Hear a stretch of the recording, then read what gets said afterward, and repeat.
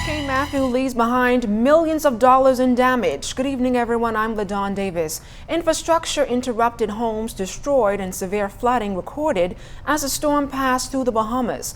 Today, the Prime Minister led a team into Grand Bahama and Andros for an initial assessment. We can tell you that Grand Bahama was pounded by the monstrous storm for hours. Sabrina Brown spoke with the Minister for Grand Bahama on the government's efforts to bring restoration to the nation's second city.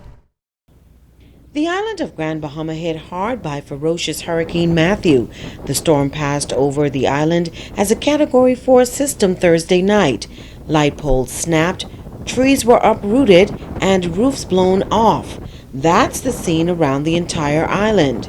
The Minister for Grand Bahama, Dr. Michael Darville, began his assessment of the destruction early Friday morning. My heart is full because, I've weathered just about every storm here on the island of Grand Bahama, and I think this is the worst I've ever seen.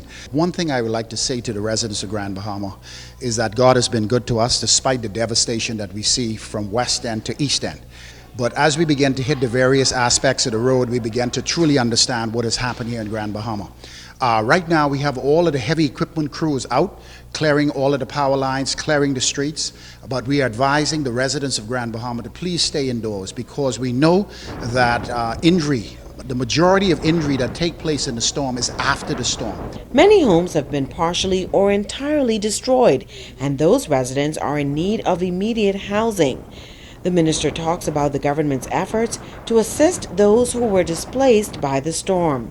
Those individuals, we must move very swiftly to find temporary shelter for those individuals while a plan is put in place to restore the home and to repair the roofs. And so this assessment is very important because we must be able now to find a mechanism to bring some temporary relief while we work on the intermediate and long-term objectives to get the residents as well as the communities up and going, functioning effectively. Grand Bahama has weathered many storms, but Matthew is being described as the worst to ever hit Grand Bahama. Minister Darville says a plan is in place to help residents who have been traumatized by Hurricane Matthew. We're also about to establish a hotline here on the island for those individuals who may need to speak to someone who have experienced severe psychological trauma and stress as a result of what has taken place. Just coming into the building, we met a gentleman who lost everything, and that is a lot of emotional factors that are creating difficulties, and so it's important for us to put this hotline together where the residents of Grand Bahama can call in and be able to speak about their emotional aspect. Sabrina Brown, ZNS Network News.